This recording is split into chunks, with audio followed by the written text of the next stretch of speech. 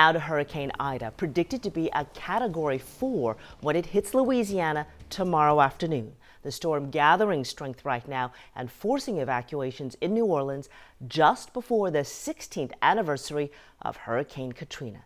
We have live team coverage spread out from New Orleans to the Buc-ee's off of I-10 in Baytown as evacuees start arriving here. But let's start out with meteorologist Addison Green. And Addison, so where's Ida right now? Sherman, we have Hurricane Ida about 300 miles or so offshore of the Louisiana coastline, and it's moving towards that coast at a relative forward speed about 16 miles per hour or so. So it's moving at a pretty steady pace. But before it reaches its landfall, it is expected to increase in strength, going from a Category 2 now to eventually a Category 4 hurricane, which would make it a major hurricane. Category 3 starts off at the major scale right there.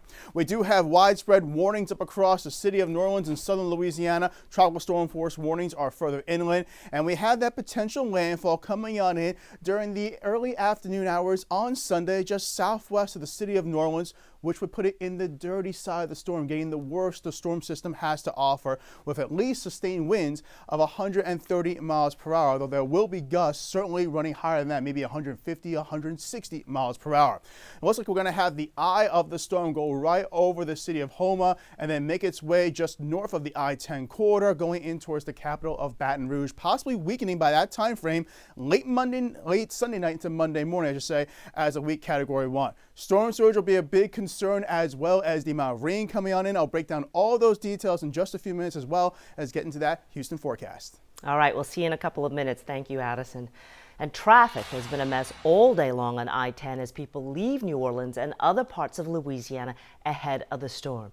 And you can see on this driving shot, traffic backed up for miles. For those who remember Katrina and Rita in particular, this is an unhappily familiar sight. And check this out, things not much better at the airport in New Orleans. Look at those crowds. Folks telling us there isn't enough TSA staff at the airport to accommodate all the travelers. Let's get out to our Xavier Walton live in New Orleans. And Xavier, this is always a debate ahead of a big storm, and time's running out for people to decide whether they're going to go or stay. And you know what, Sherman, some would argue that time has already run out. We are here in the French Quarter. You can see some businesses boarded up, and then also you got the sandbags here as well. But you just showed that video, and we're going to get back to that because that is one of the big stories here today as people make that decision whether to stay or to go. So as you can see here, I-10 completely backed up, moving extremely slow. A ton of people just deciding to leave, and that's I-10 really all day long. And then there's this, people who are staying, people who are boarding up.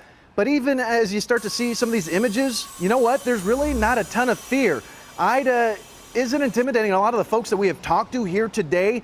And it's not that these folks aren't taking Ida seriously. It's more so that they've just accepted the fact a Category 4 hurricane is going to strike southeastern Louisiana. And I keep hearing whatever is going to happen is going to happen.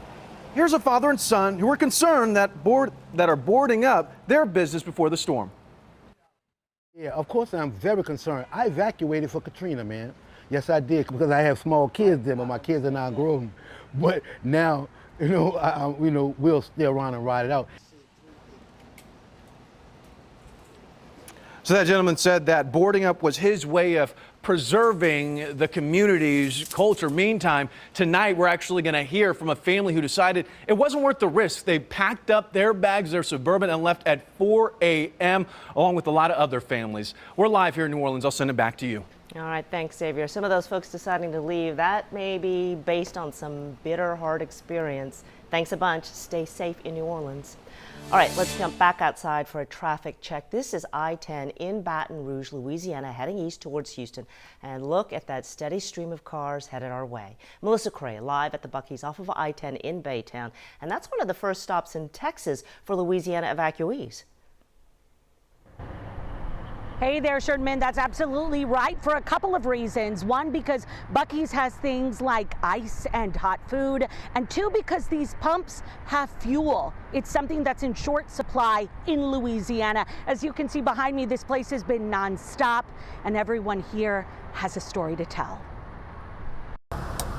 running on empty and fueled by the forecast. It looked like it's gonna really hit. I didn't really want to stay and take chances. We can learn a lot about Louisianans. This is blankets and pillows. And this thing's like my everything. And the time it takes to fill up. We have 2 kids in the car. They're both 12 months. We really wanted to evacuate for them. Teresa Johnson packed her car at midnight. Diapers, wipes, food for them.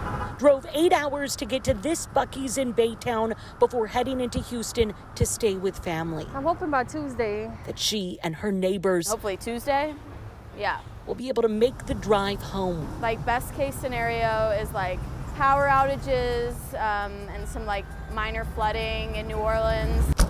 Worst case, I don't even want to think of that. Joseph Dansner can't help but look back. When Katrina came, I went to Mississippi, and that was the worst thing.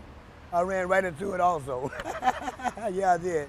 So This time I'm going a different route. A hotel in Houston is home for the next few days. Yeah, I got luggage and everything in it too, yeah. And a 1966 Gibson Classic A tire pump. kind of makes you wonder what everyone's packed. We don't want to take a chance. A gas station near Houston, overrun by families leaving Louisiana. I got a couple of friends back at home that are staying, and I am a little worried for them. The calm before this storm, driven by Texas hospitality. And now we're headed to Austin. We've got a couple friends there, so place to stay. And the fact that we too have been down that road before. So if you're opening up your home to friends or family coming in from Louisiana, you're going to want to relay this message to them. Both Louisiana and Texas state troopers are reporting major backups, even standstills, along some sections of I-10 westbound. Sherman, police are telling people find an alternate route if you can. But again, the concern this evening, fuel shortages along the state line. Yeah, that's always a problem in those evacuations when folks run out of fuel, when the traffic is backed up. All right, Melissa Correa, thank you very much. Lakewood Church preparing to help hurricane evacuees coming to Houston. The church will hold a 2-day collection drive Monday and Tuesday from 8 a.m. to 6 p.m. at Lakewood. They'll be collecting bottled water, cleaning supplies, diapers, baby wipes. Lakewood will also work with their other partner churches to distribute those supplies and aid. We are preparing to help the people coming from New Orleans and Louisiana. Saw so many of them evacuating today. We just want them to know that Lakewood is open. If they need a place to stay, we'll accommodate as many as we can safely. Pastor Osteen adds the church is also preparing to shelter evacuees if needed. Stay with KHOU 11 News for up-to-the-minute coverage on air and online at KHOU.com and our KHOU 11 mobile app. We have several live streams, the latest forecast cone, and as you saw, traffic conditions. Addison will, of course, have another update later in our newscast.